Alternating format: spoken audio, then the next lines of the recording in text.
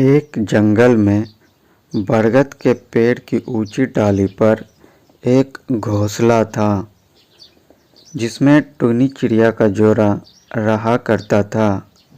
दोनों दिन भर भोजन की तलाश में बाहर रहते थे और शाम के समय में घोंसले में आकर आराम करते थे। दोनों खुशी खुशी अपना जीवन यापन कर रहे थे।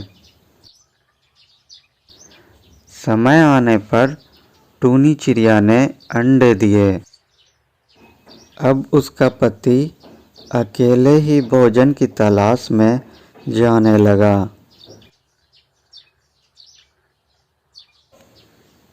और टूनी चिड़िया घोंसले में रहकर अंडे को सेती और उनकी देखभाल करती। वे दोनों बेसब्री से अंडे में से अपने बच्चे के बाहर आने की प्रतीक्षा कर रहे थे। एक दिन रोज की तरह टूनी चिड़िया का पति भोजन की तलाश में बाहर जाने लगता है। टूनी मेरी जान, तुम अंडे का देखभाल करो, मैं कुछ भोजन लेकर आता हूँ। इतना कहकर टूनी का पति भोजन लेने चला जाता है और टूनी चिड़िया घोंसले में अंडे का देखभाल कर रही थी। तभी एक पागल चील उस जंगल में आ जाता है और दूसरे पक्षी के घोंसले को डाली पर से गिराने लगता है। वह अपने विशाल पंजे और चोंच से घोंसले गिराता जा रहा था। कुछ ही देर में सारा घोंसला तहस नहस कर देता है। आगे बढ़ते बढ़ते वह उस बरगद के पेड़ के पास पहुंचा जहां टूनी चिड़िया का घोंसला था। टूनी चिड़िया घोंसले में ही थी। फिर चील जोर जोर से पेड़ की डाली को हिलाने लगता है और टूनी चिड़िया बेबस होकर अपने घर और अंडे को बिखरते हुए देखती रहती है। कुछ ही देर के बाद टूनी चिड़िया का घोंसला दो टुकड़ा होकर नीचे गिर जाता है और उसके सारे अंडे भी फूट जाते हैं।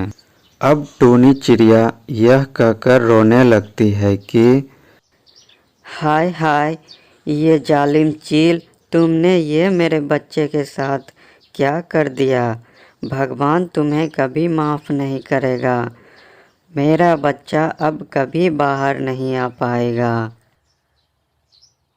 जब उसका पति वापस आया तो टूनी चिड़िया ने रोते रोते उसे चील की करतूत के बारे में बताया। उसका पति भी बहुत दुखी हुआ। दोनों अपने बच्चों की मृत्यु के प्रतिशोध की आग में जल रहे थे और चील को सबक सिखाने की सोच रहे थे।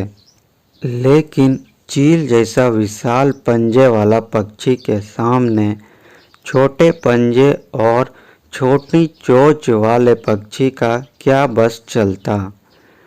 फिर टूनी चिड़िया ने अपने मित्र कालू कौवे को याद किया और वे उसकी सहायता लेने के लिए चल दिए। कालू मित्र, कल मेरे जंगल में एक पागल चील घुस आया था। उसने मेरे घर और अंडे दोनों मेरे से छीन लिए। इसीलिए मैं उससे सबक सिखाने के लिए तुमसे मदद लेने आई हूँ। क्या तुम मेरी मदद करोगे? कालू झट से अपने मित्र टूनी चिड़िया की मदद के लिए तैयार हो जाता है। हाँ हाँ टूनी चिड़िया, क्यों नहीं, मैं तुम्हारी मदद अवश्य करूँगा। कालू कौवे का एक मित्र मधुमक्खी था। वो दोनों चिड़िया की सहायता के लिए तैयार हो जाता है। सबने मिलकर योजना बनाई और चील को सबक सिखाने के लिए निकल पड़े। पूरे घोंसले को तहस नहस करने के बाद चील नदी के किनारे आराम कर रहा था। उसे देख योजना के अनुसार मधुमक्खी ने चील की आंख में डंक मारा। चील घबरा जाता है, उसे कुछ दिखाई नहीं देने लगता है। वो इधर उधर भागने लगता है। फिर कालू कौवे ने उसे धक्का देकर पानी में गिरा दिया।